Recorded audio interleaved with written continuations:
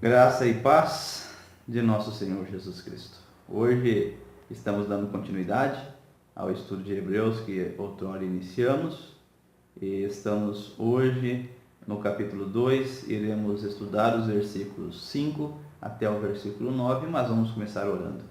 Pai, em nome do Senhor Jesus, que o Espírito Santo do Senhor que clareou, que deu entendimento para que os autores escrevessem isto que hoje nós temos como Bíblia, palavra do Senhor para nós, que o mesmo Espírito nesse momento faça duas obras, Senhor. A primeira, de nos dar o mesmo entendimento. E a segunda, e a mais importante, ó Pai, que nós não fiquemos no entendimento, mas que nós possamos ir até os pés do Senhor Jesus, que nós nos arrependamos e que possamos viver plenamente a obra que o Senhor Jesus, Ele traz para nós, a nossa vida nele. É o que eu oro pedindo em nome do Senhor Jesus. Amém. Pois não foi a anjos que sujeitou o mundo que há de vir, sobre o qual estamos falando, versículo número 5. Vamos entender isso. O céu, ele não é algo futuro. Ele já existe e ele sempre existiu. A Escritura, ela menciona 3 mundos. Primeiro, o mundo anterior ao dilúvio. Pedro, na sua segunda epístola, capítulo 3, versículo 6, ele usa esse termo, o mundo daquele tempo, o mundo anterior ao dilúvio. O mundo presente, que são os céus e a terra que agora existem, que Pedro também trata isso na sua segunda epístola, capítulo 3, versículo 7. E por fim, nessa passagem que nós estamos vendo, o mundo futuro. Esse termo mundo futuro, é um mundo que seria futuro para a geração que recebeu essa epístola e ainda é um mundo futuro para nós, porque não se cumpriram todas as coisas. Não se cumpriu todo o Apocalipse, não se cumpriu ainda toda a revelação de Daniel, dada a Daniel por Deus no Antigo Testamento. Então é desse mundo futuro que o autor está falando, o mundo futuro para a geração que recebeu, que é o mundo futuro para nós hoje. Sobre esse mundo futuro, o autor vai falar algumas coisas ainda nessa sessão que nós estamos lendo. No versículo 6 ele diz assim: antes alguém em certo lugar. Aqui eu vou colocar a minha opinião, aquilo que eu percebo nesse texto. Sabe quando você está falando? Eu sou especialista nisso. Sabe quando você está falando, você vai falar de uma pessoa, do pensamento de uma pessoa e você esquece o nome da pessoa, ou você esquece o pensamento da pessoa? Outro dia eu estava ensinando no seminário e eu esqueci o nome de Zwinglio. Aí alguém teve que me lembrar o nome dele. Eu queria falar sobre ele, mas eu não lembrava. Eu acho que foi aquilo que aconteceu aqui com o autor, porque ele disse alguém em certo lugar. Primeira coisa, o autor ele mostra pleno conhecimento do texto bíblico, do texto da escritura veterotestamentária. Ele mostra que conhece. Penso que quando ele estava ali escrevendo a sua epístola, ele se lembrou do que esse alguém escreveu lá em algum dos salmos. Eu nem sei se ele lembra que era os salmos, mas ele se lembra do texto. Por isso ele diz, antes alguém em certo lugar, porque se ele se lembrasse, ele não iria falar alguém, ele não ia tratar Davi como alguém. Então o autor não desrespeitou Davi, não ignorou Davi. Ele só não se lembrou que foi Davi, nem onde foi que Davi escreveu. Eu consigo entender o autor plenamente, porque eu sou especialista nisso. Esse alguém de quem ele está falando é Davi. E a passagem em que ele se refere está no Salmos capítulo 8, versículos 4 até versículo 6, quando ele diz: antes alguém em certo lugar deu pleno testemunho dizendo, que é o homem que dele te lembres, ou o filho do homem que o visites?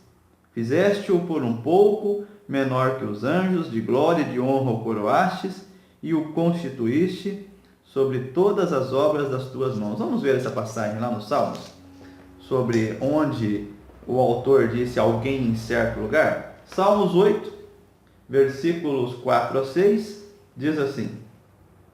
Eu vou ler a partir do versículo 1, Salmos 8 a partir do 1, porque é lindo esse salmo.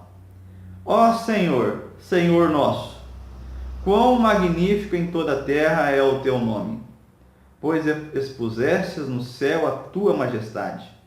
Da boca de pequeninos e crianças de peito suscitaste força, por causa dos teus adversários, para fazeres emudecer o inimigo e o vingador. Quando contemplo os teus céus, obra dos teus dedos, e a lua e as estrelas que estabelecestes, que é o homem que dele te lembres, e o filho do homem que o visites? Fizeste-o, no entanto, por um pouco menor do que Deus, e de glória e de honra o coroastes. Deste-lhes domínio sobre as obras das tuas mãos, e sobre teus pés tudo lhe pusestes.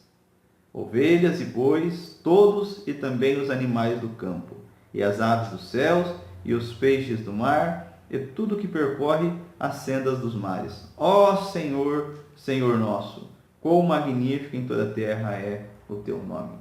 Esse salmo é lindo. E o autor não poderia deixar de citá-lo, ainda que ele não lembrasse quem foi que escreveu, onde foi que escreveu, ele não poderia deixar de citá-lo. Porque, na verdade, esse salmo ele nos dá uma lição muito importante. Preste atenção nessa lição que eu vou falar para você agora. Preste muita atenção. Nós somos insignificantes. Nós somos pequenos. Nós somos falhos. Mas nunca deixe de, como autor, olhar para Deus e render-se quando contemplo os teus céus, obra dos teus dedos, e a lua e as estrelas que estabelecestes. Que é o homem? Quem sou eu para que de mim o Senhor se lembre? E termine este momento da sua vida onde você se rende a Deus, como terminou o autor aqui, no versículo 9. Ó Senhor, Senhor nosso, quão magnífico em toda a terra é o teu nome. O nome do Senhor é maravilhoso. O Senhor é maravilhoso. Coisa maravilhosa esse nosso Deus. Que maravilhoso é esse nosso Deus. O amor dele cada dia ganha o meu coração, enche o meu coração de amor, coloca ternura, coloca paz, porque um amor como esse eu não sei explicar, mas eu sei dizer que ele enche o meu coração de uma forma que dá sentido à minha vida e dá sentido também à sua vida. Continuando, então, nós já entendemos, de onde foi que o autor tirou essa citação. Vamos agora entender o que ele estava falando. Lá no Éden, quando Deus criou, Deus deu domínio ao ser humano. Deus deu a ordem a Adão e, consequentemente, aos filhos de Adão, que dominasse sobre toda a criação, sobre os animais, sobre a árvore, sobre tudo, Porém, este domínio, ele teria um limite. É claro que o homem não iria dominar sobre a estrela, sobre os astros do céu, porque aqui há o domínio. O homem é da terra, foi criado na terra. Então, quando ele olhasse para a criação da terra, ele saberia que ele era o Senhor daquela criação. Mas quando ele olhasse para cima, quando ele olhasse para Deus, ele saberia que havia um Senhor sobre ele. Então, o domínio do homem estaria limitado ou sujeito ao domínio do Senhor dos senhores. Por um lado, o homem era o Senhor dessa criação, mas por outro lado, ele devia administração ao Senhor dele, ao Senhor dos senhores, aquele que o criou. Então, esse domínio, ele era para ser nos termos, nos limites que Deus colocou. Só que o homem perdeu esse domínio para o diabo. Entregou esse domínio para o diabo. Isso fica claro em Lucas capítulo 4, versículo 6. Aquele momento da tentação do Senhor, que o diabo tenta ao Senhor Jesus. E olha o que é que o diabo diz. Versículo 6.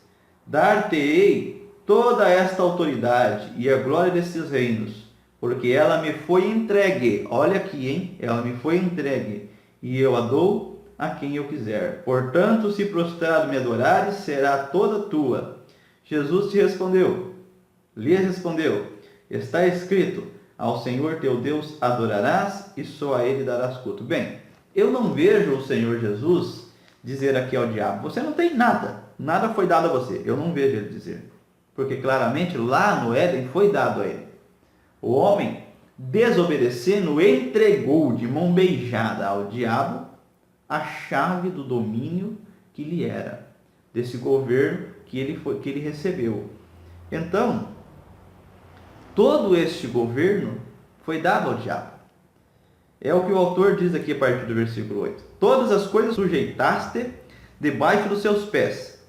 Ora, desde que ele sujeitou todas as coisas, nada deixou fora do seu domínio. Agora, porém, ainda não vemos todas as coisas a ele sujeitas. Bem, aqui o autor dá uma pausa para colocar uma sensação de frustração. Ele está olhando para o homem e ele está ficando frustrado. Porque Deus deu esse domínio ao homem, Deus deu essa sujeição das coisas ao homem, e aí ele completa. Nós ainda não vemos todas as coisas a ele sujeitas.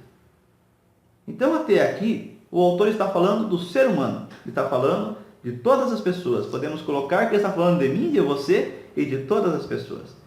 A partir do versículo 9, ele muda o seu olhar. Ele para de olhar para a terra e ele começa a olhar para o Senhor Jesus. Veja o versículo 9. Vemos, todavia, uma conjunção. Aquele que, por um pouco, tendo sido feito menor que os anjos, e aí ele fala quem é, para não ficar dúvida, para não ter assim o combate daqueles que não, do Senhor Jesus não pode ser que está falando. Então, para não ficar dúvida, vemos todavia aquele que, por um pouco, tendo sido feito menor que os anjos, Jesus, por causa do sofrimento da morte, só por isso, por causa do sofrimento da morte, foi coroado de glória e de honra, para que, pela graça de Deus, provasse a morte por todo homem. Agora o olhar passa do ser humano para o Senhor Jesus. E aí então, ele passa a olhar esta morte que o Senhor provou por todo o homem, para então chegar a algumas conclusões muito importantes. Se por um lado o autor olha para o homem que deveria sujeitar todas as coisas desse mundo que vivemos e percebe que ele não consegue realizar esse ato, por outro, ele olha para Jesus, que em sua humanidade foi feito um pouco menor que os anjos, nós vimos por causa do sofrimento da sua morte, mas permanecendo fiel até a morte, foi coroado de glória e de honra. Esta é a situação do Senhor Jesus. Se por um lado o homem, o ser humano, está derrotado por causa do pecado, perdeu o domínio e está sendo até escravizado pelo diabo, o Senhor Jesus, que foi homem, perfeitamente homem, nasceu de uma mulher como homem, ele está coroado de glória e de honra. Ou seja, ele é vitorioso. No tempo presente, já que nós vimos lá o autor falar do mundo que há por vir, nós vimos que a Escritura fala de três mundos, o mundo antes do dilúvio, e aí o mundo que vem até os dias de hoje, e o mundo do futuro. Então, nesse mundo do presente, nós estamos aqui numa humanidade complicada, enferma, sujeita a sofrimento, sujeita a doença, sujeita à morte, mas nesse mesmo tempo o Senhor Jesus está coroado de glória e de honra, ou glória a Deus. Que maravilha nós contemplarmos isso, para que, pela graça de Deus, provasse a morte por todo homem. Bem, ele provou a morte por mim e por você. Por que ele provou essa morte por mim e por você? Eu vou falar sobre isso, mas eu não vou falar sobre isso nesse estudo hoje, não. Eu vou falar sobre isso no versículo 10 em diante. Hoje nós vamos somente entender que neste mundo presente, hoje, o Senhor Jesus está coroado de glória e de honra. E se o ser humano perdeu o governo para o diabo, consequentemente eu e você perdemos, não se preocupe, porque o Senhor Jesus, quando morreu, foi lá no Hades e tomou a chave do inferno. Ele é glorioso, ele é poderoso, ele venceu as hostes demoníacas. Glória a Deus, que coisa maravilhosa está diante dos nossos olhos. O que o autor está falando no versículo 9 é o seguinte: nós não subimos acima dos anjos, pois perdemos o governo do mundo junto com Adão. No entanto, o Senhor Jesus desceu e se tornou menor que os anjos para nos alcançar e para nos restaurar. Meu Deus, que amor maravilhoso! Aliás, nós vamos ver um pouquinho sobre isso quando ainda neste capítulo o autor falar sobre propiciação, que ele se tornou propiciação por nós, ainda nesse capítulo, mas não hoje. O amor de Deus foi tão maravilhoso, o amor do Senhor Jesus foi tão maravilhoso, que nós, derrotados, levamos um golpe definitivo do diabo, definitivo no sentido de que se não fosse Jesus nos buscar, levamos um golpe definitivo do diabo e perdemos. Nós fomos a nocaute, nós não podíamos levantar. Mas então o Senhor Jesus tomou o nosso lugar, tomou a nossa luta, tomou a nossa derrota. Ele saiu do céu e para isso ele precisou se humilhar, se tornar menor que os anjos por um pouco para vir aqui nos buscar, nos salvar, nos redimir e restaurar a nossa queda. Eu não conheço amor semelhante a esse. Você conhece? Eu não amo assim a minha esposa, os meus filhos. Eu não fui amado assim pelos meus pais, pelos meus irmãos. E eu acho que você pode dizer que você está na mesma situação que eu. Mas pare de ficar choramingando, pare de ficar aí chorando, dizer que ninguém te ama. Deus te ama, Jesus te ama, e isso ele mostrou na prática, não na teoria. Principais lições dessa passagem, para nós concluirmos meditando. O Senhor Jesus restaura nossa humanidade falida. Se tornou por um tempo menor que os anjos para alcançar esse objetivo por amor a nós. Ele continuará reinando pela eternidade e nós reinaremos juntamente com Ele. Ele restaura a nossa humanidade falida. Ele reina nesse momento em que nós aqui nesse mundo estamos aí falando do contexto do Brasil, passando por crise política, passando por crise de saúde como o Rio de Janeiro, que não tem remédio nos postos, passando por doenças porque o mosquito da dengue está vencendo, o ministro da saúde diz que nós estamos perdendo, a presidente não gostou da declaração dele, mas é verdade o que ele falou, nós estamos perdendo com o mosquito. Nós estamos aqui sujeitos a tantas coisas, mas nesse exato momento em que nós estamos aqui desesperados, o Senhor Jesus está reinando exaltado. E Ele continuará reinando pela eternidade. E nós reinaremos juntamente com Ele. No futuro. No mundo que há por vir, que o autor começou falando no versículo 5.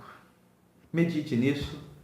E vamos nos render, e vamos como o autor, quando pensarmos na nossa humanidade, vamos meditar no Senhor Jesus, na obra do Senhor Jesus, e vamos nos render aos pés de Deus, porque o amor de Deus por nós no Senhor Jesus, nós não somos merecedores, e nós devemos nos render, nos prostrar, porque eu não tenho nem palavras para dizer como me sinto diante de um amor tão grande como esse. Este foi mais um momento aprendendo o Evangelho verdadeiro. Eu sou o Mário Violada. Aguardo você para o nosso próximo estudo de Hebreus. Que a graça e a paz de nosso Senhor Jesus Cristo esteja sempre conosco. Amém.